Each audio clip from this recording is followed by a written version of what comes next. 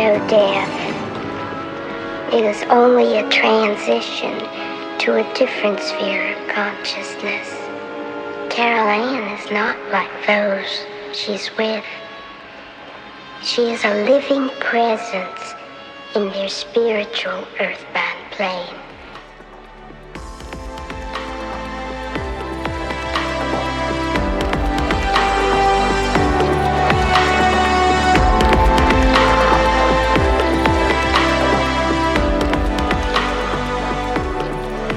Hello and welcome to episode 84 of the Talking to the Dead podcast.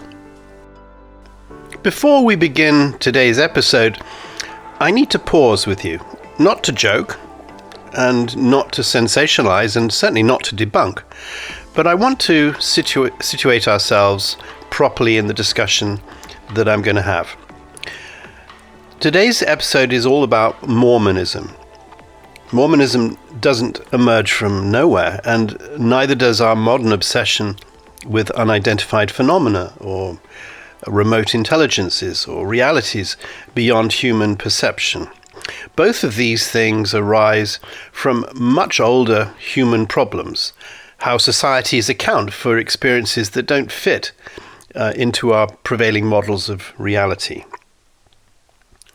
In the modern West, religion and science are usually framed as opposing forces, but historically they've been overlapping systems, a way of helping to interpret the unknown.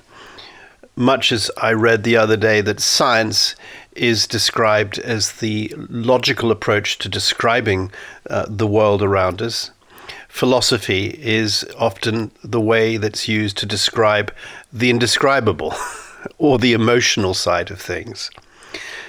In the West, we have a very structured way of trying to describe religion.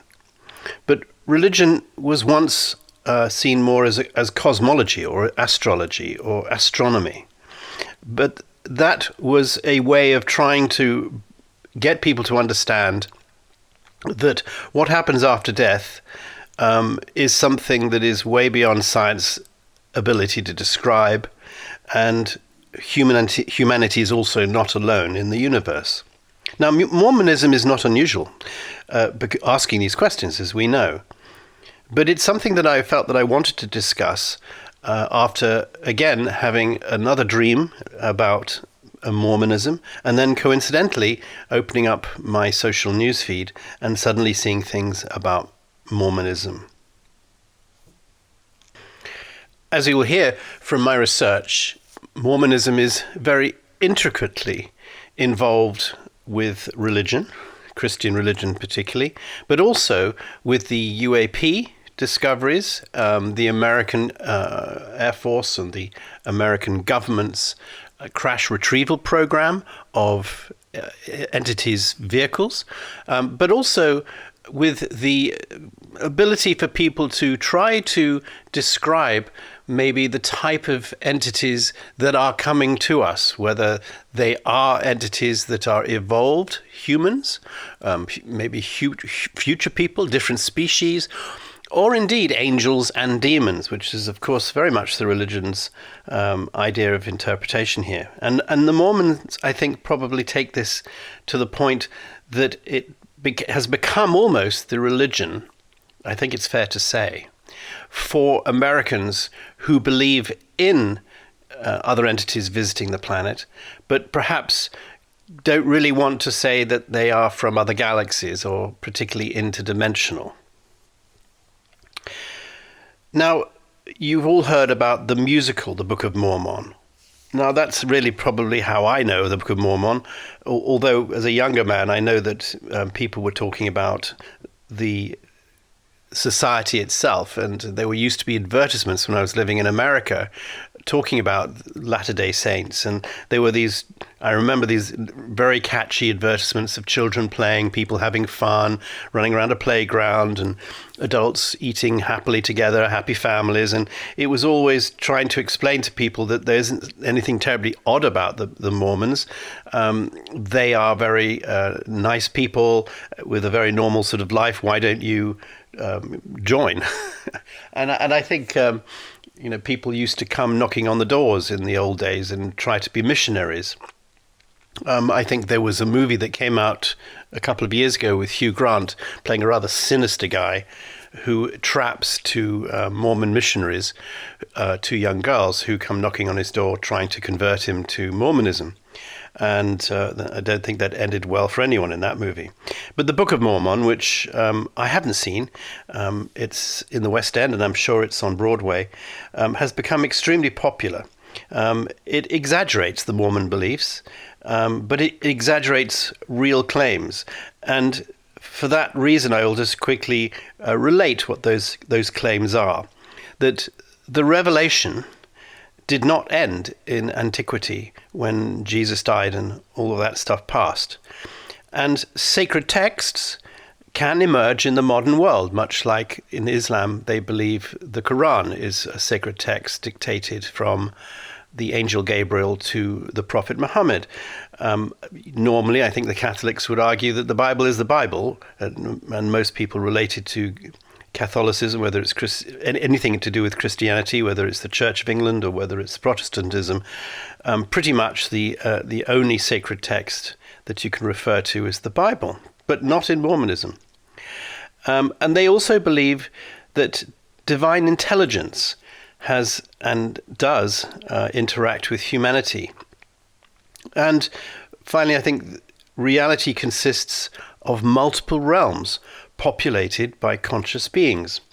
Now, that is my real way into Mormonism because it sounds remarkably similar to my belief, not that I'm a Mormon, but my belief that reality consists of multiple realms.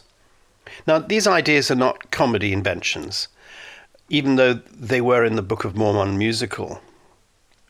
They are theological propositions, and these propositions can clash quite sharply with other religions and with the scientific assumptions about how knowledge is supposed to work. People are probably laughing at the Book of Mormon musical, not so much because of the humor, but perhaps they're slightly anxious, and people tend to laugh when things are slightly true. But going into the background of Mormonism, you have to go to the beginnings. And these beginnings were the start of where people started having discussions about intelligence that may exist without physical bodies, or that consciousness may precede becoming human, and that humanity is not the only meaningful intelligence in the cosmos. So to understand Mormonism and why it continues to provoke fascination and skepticism, you need to look at the origin story. Literally, it was founded in a hillside in upstate New York. It's a set of buried gold plates, and it's one of the most unusual translation stories in religious history. I will quickly tell you the story of the gold plates and the creation of the Book of Mormon. And according to Joseph Smith and his own accounts, the story begins in 1823, when Smith was a teenager living near Palmyra, New York. Now, Smith claimed that an angelic being named Moroni appeared to him during the night. Now, this being told him that a set of ancient records engraved on gold plates was buried in a very nearby hill. This was later identified as Cumorah. Now, Moroni, Smith said, was the last survivor of an ancient civilization that had lived in the Americas and had preserved their history on these plates. And the angel reportedly instructed Smith that the record was sacred and that he would not be allowed to retrieve it immediately. According to Smith, he visited the hill annually for several years. He received instruction each time before finally being permitted to take the plates in 1827. Now, from the beginning, the story contains elements that were very unusual, even by the standards of 19th century America, which was a time filled with folk magic, treasure-seeking, religious revivalism, and a sense that is still there of the people who founded America, the suffering that they went through, but how they were almost creating a whole new world order that was turning its back on the former places where they came from. So why not turn your back on established religion and try to reinterpret it in terms of this brave new country that you've come to? So these plates that Joseph Smith described as being made of gold, we're not absolutely sure they were gold. They could have been just gold-colored metal. And they were bound together with rings and engraved with characters that he termed as Reformed Egyptian. They were a sort of mixture between Egyptian and Jewish writing, Hebrew writing. He said that the record told the story of ancient peoples who migrated from the East to the Americas, and whose history culminated in a visit by the resurrected Jesus Christ. Now, more importantly, Smith said he was not allowed to show the plates to anyone. He claimed that unauthorized viewing could result in some form of divine punishment. But a small number of individuals, later on known as the 3 witnesses, or 8 witnesses, signed statements affirming that they had seen or handled these plates. And of course, critics have long debated whether these experiences were physical, visionary, or influenced by religious expectation. Believers, of course, accept them as literal encounters. Now, the story becomes even more unusual because Joseph Smith couldn't speak Egyptian, he couldn't write Egyptian, he couldn't read hieroglyphics, or he couldn't read Jewish text, or this new form of text that he was calling Reformed Egyptian. But there was no worry because he didn't have to translate them in the conventional sense. There was no need for a sort of side-by-side text translation. There was no grammar, there was no linguistics required. Instead, Smith claimed that God provided him with the tools necessary to translate by revelation. And one of these tools was a set of stones referred to as the Urim and the Thummim. And these were described as interpreters prepared by God. Another one was called the seer stone, which was an object Smith had previously used in folk practices related to treasure seeking. Now, multiple eyewitnesses at the time, including the people who wrote down what Smith was saying, described the translation process in very similar terms, that Smith would place a seer stone into a hat, he'd press this to his face in the hat to block out the light, and then sort of, I suppose you'd call it divine light, would light up within the hat, and he would then be able to see a parchment with the translation written on it. And then all he would have to do is speak out the words, and somebody would then take dictation. But that process didn't require the plates to be physically present in the room.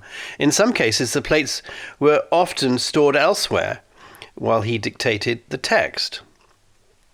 Now, this detail has also become one of the most controversial aspects of the Book of Mormon's origin, because it raises questions about inspiration, authorship, and the nature of revelation. The Book of Mormon was dictated over a relatively short period, apparently between 60 or 90 days, actively trying to translate between 1828 and 1829. And Smith worked with a number of people, but most notably someone called Oliver Cowdery, who wrote the majority of the surviving manuscript that became the Book of Mormon. Now, witnesses describe Smith as dictating for hours at a time, and often without any reference to materials, spelling out unfamiliar names, resuming exactly where he had left off after having his meals or rest. Now, the supporters argue this proves divine inspiration, noting that the book's length and its consistency in narrative structure. Now, critics argue that Smith drew from lots of existing sources, including the King James Bible and other popular 19th century ideas about Native American origins and contemporary religious debates. And scholars have noted parallels between the Book of Mormon language and biblical phrasing, particularly the King James Version, which Smith owned and used. Now, one of the pivotal moments in the translation is the loss of the so-called 116 pages. Very early in the process, Smith allowed a scribe called Martin Harris to take the manuscript home to show skeptical family members. And I believe those pages were stolen and never recovered at that point. And Smith said he was told off by God for allowing this to happen, and he was temporarily forbidden from translating or seeing the gold tablets. I think he had to take almost a year off where he was, trying to go through a process of being sad for what he did and praying. And once he'd shown pure atonement, he was allowed to go and translate from the plates again. But this time, God instructed him to translate a different portion of the plates, which covered the same historical period and events that he'd already translated. So it was as if the missing 116 pages weren't actually that necessary. They were a sort of a summary of something that was going to happen later anyway. So now this has also been interpreted in very different ways as evidence of fraud or a theological safeguard built into this narrative. The Book of Mormon was finally published in 1830, but financed largely by Martin Harris, and almost immediately it sparked controversy. Some said it was scripture, others said it was blasphemy or made up. But from that point of view, and that point forward, Mormonism did grow, and despite persecution and legal pressure and violence, which even meant that he eventually had to migrate west and establish himself elsewhere, it still took off. Now, why does this all matter? Well, because if you believe that the Book of Mormon is divine scripture or fiction or invention, or it's an origin story, it's still pretty extraordinary because it's a buried record. There's an angelic messenger. There's a translation through visionary means. And this is a wonderful thing, and particularly since it continues to shape the lives of millions of people.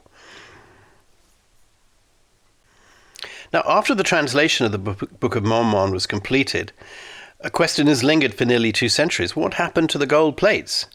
And again, the language that it was written in, has it ever been identified? But in terms of the plates, according to Joseph Smith and early Latter-day Saint accounts, once the translation of the Book of Mormon was finished, the plates were taken back by the angel Moroni. Now, Smith stated that he was never meant to keep the plates permanently. They were a means and not an artifact for public display. And after their purpose was fulfilled, the production of the Book of Mormon, I suppose, the plates were returned to divine custody. The explanation is obviously quite central to why the plates are not available now for archaeological study. From a believer's perspective, this protects these objects from desecration or misuse, but from a skeptic's perception perspective, it conveniently removes the primary physical evidence. But equally, isn't that just the same for the Quran? Isn't it just pretty much the same for many of the books in the Bible? There are not original accounts of the books in the Bible, I believe. From my early religious training, I remember the 4 Gospels, Matthew, Mark, Luke, and John, were written books, and they weren't just oral accounts, but they were composed decades after Jesus' death, based on earlier oral traditions. And there are no original manuscripts, no actual autographs written by the author's own hands. The Gospels were originally written down in Greek, and they'd been passed along by word of mouth. So that kind of oral tradition is common in religion, and there's no reason then we should really then just discount the Book of Mormon. But I suppose people do, because the story does sound quite fantastic, and it was only a few hundred years ago, not thousands of years ago. And also, it is remarkably similar to other accounts of how religious scriptures came into being. And also because when he was giving the Book of Mormon, dictating the Book of Mormon, people had become slightly more scientifically advanced and required a level of proof. As they say, extraordinary stories require extraordinary proof.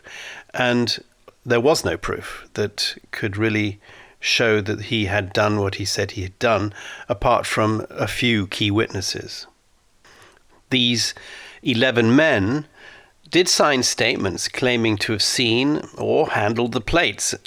And they were divided into 3 witnesses and 8 witnesses. The 3 witnesses claimed to have seen the plates through a divine manifestation, accompanied by an angel, and the 8 witnesses stated they physically handled the plates. And what's striking and quite overlooked is that none of the witnesses ever formally recanted their testimony, even after leaving the church or becoming estranged from Joseph Smith.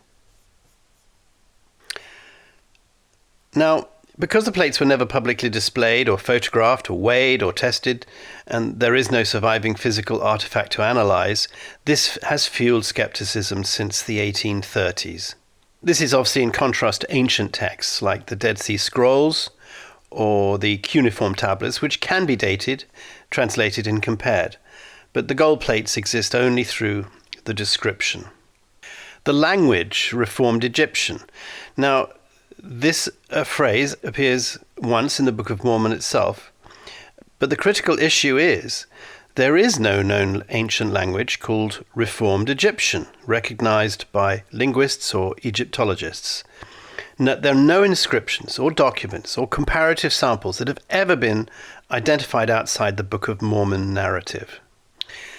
There have been attempts at trying to analyze and be critical and understand the language that is used.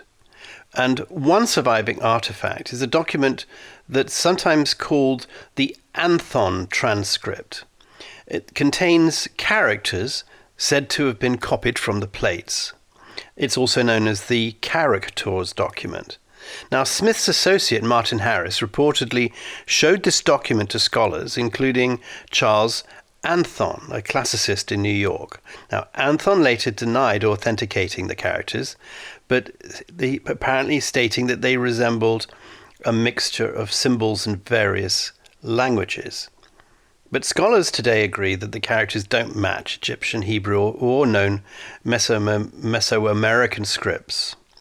The document cannot be reliably traced to the plates themselves. And professional Egyptologists, including both Latter-day Saints and non-Latter-day Saints scholars, have found no evidence that Egyptian or a script similar was used by ancient peoples in the Americas. Now, that could be one of the strongest academic criticisms of the Book of Mormon's history. Now, some of the Latter-day Saint scholars propose that, in fact, Reformed Egyptian may refer to a lost hybrid script, a shorthand or a mnemonic system, or a symbol of sacred writing not meant for widespread use. And others argue that the phrase may reflect Joseph Smith's limited vocabulary, not a precise linguistic classification. But the Church of Latter-day Saints does not claim to know what Reformed Egyptian was, only that it existed as part of the narrative. Now, in recent years, people have accepted in the Mormon Church that it isn't linguistically proven, and it acknowledges that there is a lack of archaeological and linguistic confirmation. And it, of course, emphasizes that people have to have faith rather than empirical proof. Now, it's not so unusual even that they could be lost or other scripts that we just don't know what they mean. And in history, there are, I think, 4 that I have found. One is called Linear A, or Minoan, which is an undeciphered but physically real script. Another one called Rongo Rongo, which it comes from East Island.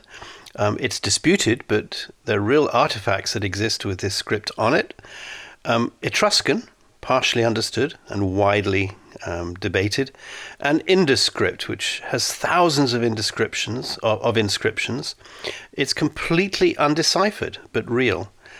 But of course, Reformed Egyptian, there are no surviving inscriptions, no artifacts with this script on it, and nobody has ever independently been able to say that it exists. So, Reformed Egyptian leaves no trace in history except for the book it produced, and that may be the most unsettling part of the story. Now, what has this got to do with talking to the dead, or interdimensional or intergalactic visitors? Well, one of the most cited scriptures when you talk about Mormonism and the cosmos is found in the Book of Moses, which is part of the Latter-day Saints scriptural canon. And there, God says, he created worlds without number, I have created. The language suggests that multiple worlds exist, and they're part of God's creation. And unlike Christianity, that sort of, I believe, says that everything is just centered on Earth. So there's a very broad cosmological view, and that's intrigued believers and critics. It also, the Latter-day Saints believe the spirit is real and survives physical death, and it resides for a time in a spirit world before resurrection. There are 3 degrees of glory after resurrection: celestial, terrestrial, and telestial kingdoms, each with corresponding conditions of eternal glory. And a very small group are consigned to a sort of hell, which is called outer darkness. None of this, of course, talks directly about UFO, UAP narratives. It's not so much speculative science fiction. Now, there are a number of famous scientists who have been Mormons, including James M. Russell III. He served as atmospheric scientist, developing instrumentation for NASA probes, and led significant research on Earth's ozone layer. Stephen L. Peck, he integrates scientific and philosophical inquiry into evolution and faith. And there are other thinkers like William Henry Chamberlain, who were early Mormon philosophers who attempted to reconcile faith with modern science, including evolution. But the Church itself officially maintains that science and faith can coexist, even while it refrains from taking positions on specific scientific theories like evolution or the multiverse idea. Mormon teaches about spiritual beings or angels and premortal life.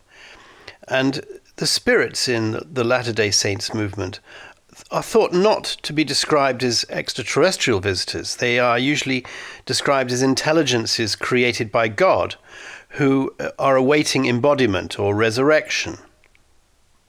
Now, something that is much more grounded and actually exists in government programs with the UAP stuff is the Advanced Aerospace Threat Identification Program, or ATIP. It was initially funded with support from Senator Harry Reid and others. Now, Reid, who was openly a member of the Latter-day Saints Church, helped secure funding for this research into unexplained aerial reports. Now, ATIP was focused on investigating the national security implications of UAP encounters involving US military personnel, and it became widely known to the public after a 2017 New York Times article that detailed both the program and released the videos. Now, many UFO researchers credit ATIP with bringing serious attention to UAPs. Some skeptics, of course, question the scope of the program, suggesting it ran out of funding. But these debates are part of a broader ongoing discussion. Another figure that we've discussed before is Luis Elizondo. He's the former intelligence official who has publicly associated himself with UAP disclosure, and he claims involvement in Pentagon programs investigating aerial phenomena. His specific title and duties and how they connect to the official programs have been reported throughout the internet and on television and through interviews, and also through testimony with the United States government. Some have tried to confirm his roles have been as serious as he says, or others have tried to diminish his role. But the critical point is he is actually Mormon, and that there is the presence of individuals with Mormon backgrounds in political and public discourse about UAPs. But it doesn't mean perhaps necessarily that the Latter-day Saints Church as an institution endorses or directs these investigations. Now, I've discussed the Joe Rogan Experience and Tucker Carlson before. I remember that Carlson once told his listeners that as a religious guy, and I think he's a well-known religious figure in the Episcopal Church in the United States, has said that he believes that the UAP phenomena is probably not alien spacecraft from distant planets, but rather spiritual entities that have existed here on Earth for a very long time. And he has gone as far as saying that he believes that they are probably under the oceans and under the ground, implying that they don't behave according to normal scientific laws and are not strictly physical in the conventional space. Now, why am I mentioning this? Because Tucker Carlson has talked before, as have others, about related ancient civilizations in North America. And obviously this is what Mormonism is founded on. There have been suggestions that these pre-Columbian structures point to a forgotten past. And there was on the YouTube a conversation with Roseanne Barr where he mentioned long-standing archaeological mysteries in the Midwest, and they may have connections to narratives about ancient peoples. And at one point referencing to things like the 10 lost tribes of Israel. And that sounded like something from Mormonism.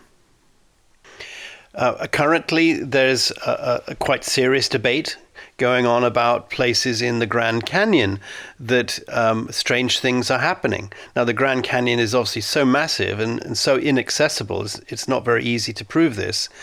But people have gone on record to say that there are hidden bases within inaccessible parts of the Grand Canyon, and they're parts of the Grand Canyon that you're not allowed to go to. Now, this is also feeding into the conspiracy stories such as S4 and Area 51 and all these bases where aliens are supposed to be living.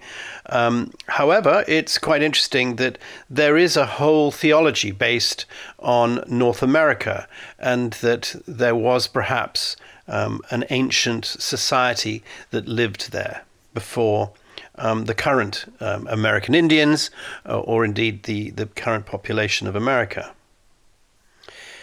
If there's one phrase from Mormon scripture that keeps resurfacing in conversations like this, it's this line that most people overlook, which I mentioned above, which is, "Worlds without number have I created." Now, on the surface, it does sound poetic, maybe even abstract and almost metaphorical, but if you think about it, it carries a worldview that is far larger than we're usually comfortable admitting.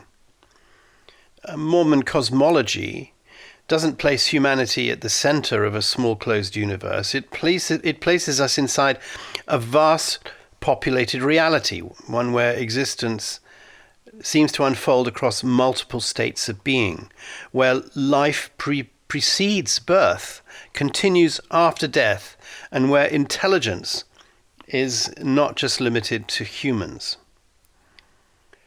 Now, long before the invention of radar, before the Pentagon was there, and before the use of phrases such as non-human intelligence, Mormons spoke of intelligence that existed before the earth was formed, spirits without bodies, beings who moved between realms, and a veil separating worlds that are near but not fully visible.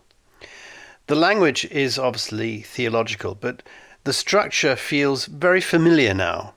Now, because in the modern era, governments are now cautiously acknowledging UAPs, we're hearing echoes of the same discussions of that reality. Not so much extraterrestrials in the sci-fi sense, but something much harder to define, something that doesn't obey our physics, something that appears, disappears, and interacts with human perception itself. And as we've discussed, it seems to appear in a form of telepathic consciousness communication. And this is where it probably gets very uncomfortable for people, because if UAPs are not just machines and not simply visitors from another star system, if they represent a form of intelligence that exists alongside us, partly hidden, then the question isn't whether religion was wrong. The question is whether religion was early.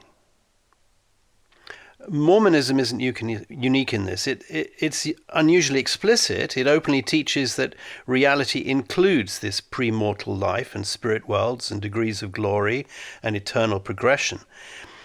That existence is layered, that death is not an ending, but a transition, that the universe is not empty, it's not silent, and it's not indifferent, and crucially, that humanity is not alone in its intelligence.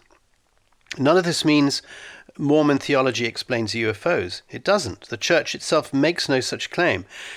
But it does offer a framework where the idea of multiple inhabited realms isn't shocking, where the existence of unseen intelligence isn't some form of heretical speech, where the universe is vast, not only just in space, but in meaning, which may be why when modern disclosure avoids the word alien and tries to use words like interdimensional or non-human or unknown origin, it feels less like a scientific breakthrough and more like a rediscovery, a return.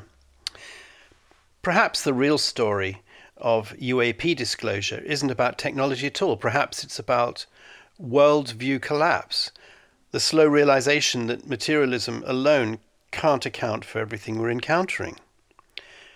So in that sense, Mormon cosmology doesn't predict disclosure. It simply reminds us that humanity has always lived in a bigger universe than it admits, and that sometimes the most unsettling truths aren't new discoveries. They're old ideas in a modern disguise. In the end, Mormonism itself is a religion with a very rich theological tradition, focusing on divine revelation, human purpose, and eternal progression. But its doctrines don't teach about extraterrestrials visiting Earth. Individuals with Latter-day Saints backgrounds appear in the popular UAP narratives, but that's maybe a coincidence. Maybe there are just as many Christians and Catholics who are working with UAPs and in NASA. But while programs like ATIP are real and documented, and the Immaculate Constellation program, for instance, has been apparently proved, it still, as we've said before, has not been definitively proved. We're still waiting for that disclosure, for that to happen. So thank you very much for listening to this episode. I hope that you're following the latest UAP legislative oversight and what it means for public disclosure. I think we're in a wonderful time where myth and religion is suddenly starting to, if you like, bleed into reality and science and evidence. And I hope very soon, and I hope this year, that we'll start getting answers to all of these questions that I'm asking. And there will be a chance for us to have a discussion in the future about the reality of life on Earth and what happens to us after we die. Thank you.